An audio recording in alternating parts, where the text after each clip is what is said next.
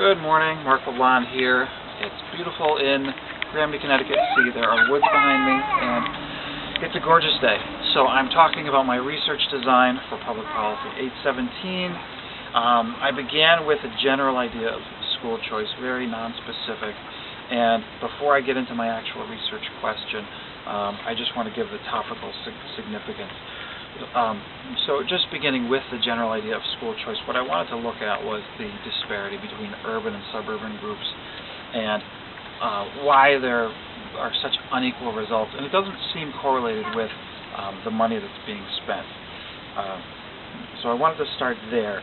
As we learned in, well, we kind of already knew, but the Supreme Court affirmed in Brown v. Board of Education that separate was not equal. And with that ruling, the schools were integrated. But the problem wasn't fixed. So as we could read various scholars, and they'll talk about this. Jack Doherty, for instance, says that 50 years after Brown, public education remains unequal. And indeed, we saw a return to segregation 50 years after Brown.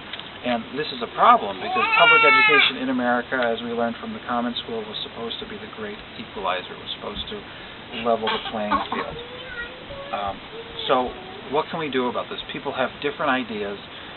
School choice is seen as a mechanism. School choice is seen as a mechanism to provide education consumers in America with a greater range of options. So we have an example of that in Hartford. Hartford's Open Choice program, formerly known as Project Concern, which I wasn't aware of. It was actually around in the 1960s. So all the more reason to look at this and to examine what the results have been. It allows for open enrollment. Students in Hartford can attend 28 different schools, suburban towns, and there are other options within Hartford. There's approximately 2,000 participants.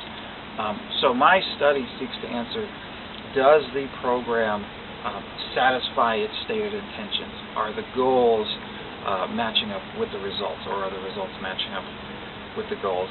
So I'm asking two research questions for my research design.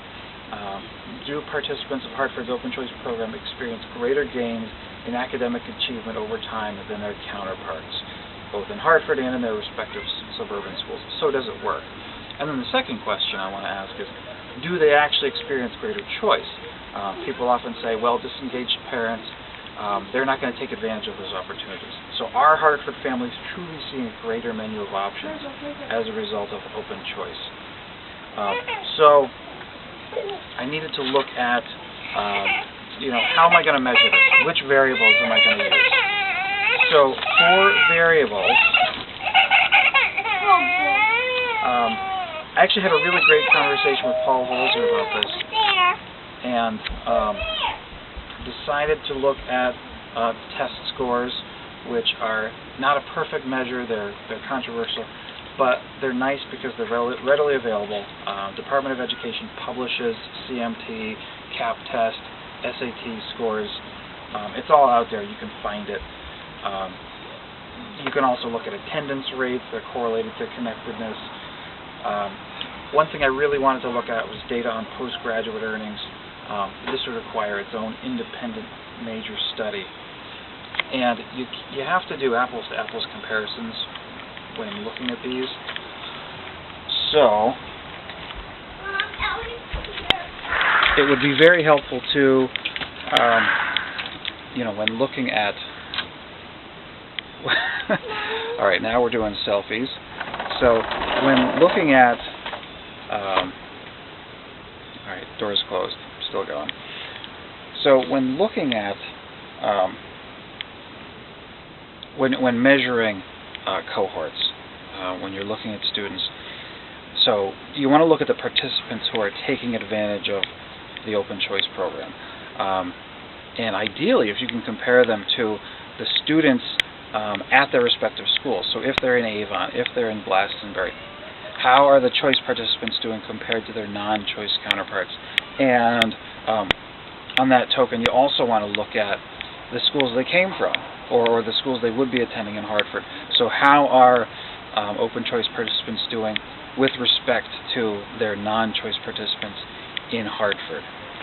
And it would require, the data is not just out there specifically for choice versus non-choice.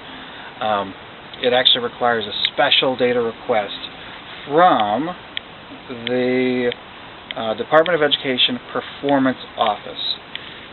And so that would actually have to go through IRB.